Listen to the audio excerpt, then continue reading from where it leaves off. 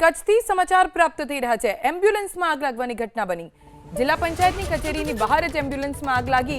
જોકે તાત્કાલિક ફાયર વિભાગને જાણ કરવામાં આવતા ફાયર વિભાગની ટીમ સ્થળે પહોંચી અને આગ ઉપર કાબુ મેળવી લીધો છે।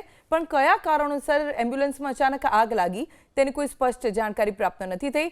હાલ કોઈ જાનહાનિના સમાચાર પ્રાપ્ત નથી થયા, પણ આખી એમ્બ્યુલન્સ આગની ચપેટમાં આવી ગઈ, જેના કારણે થોડા સમય માટે ભાગદોડ મચી ગઈ। આખો વિસ્તાર કોર્ડન કરી લેવામાં આવ્યો અને બાદમાં ટ્રાફિક પોલીસ સહિત ફાયર વિભાગના અધિકારીઓએ ટ્રાફિક નિયમન કરતા આ આગ ઉપર કાબુ મેળવ્યો। પણ કયા કારણોસર એમ્બ્યુલન્સમાં અચાનક આગ લાગી તેની કોઈ સ્પષ્ટ જાણકારી પ્રાપ્ત નથી થઈ। હાલ કોઈ જાનહાનિના સમાચાર પ્રાપ્ત નથી થયા, પણ આખી એમ્બ્યુલન્સ આગની ચપેટમાં આવી ગઈ, જેના કારણે થોડા સમય માટે ભાગદોડ મચી ગઈ। આખો વિસ્તાર કોર્ડન કરી લેવામાં આવ્યો અને બાદમાં ટ્રાફિક પોલીસ સહિત ફાયર વિભાગના અધિકારીઓએ ટ્રાફિક નિયમન કરતા આ આગ ઉપર કાબુ મેળવ્યો।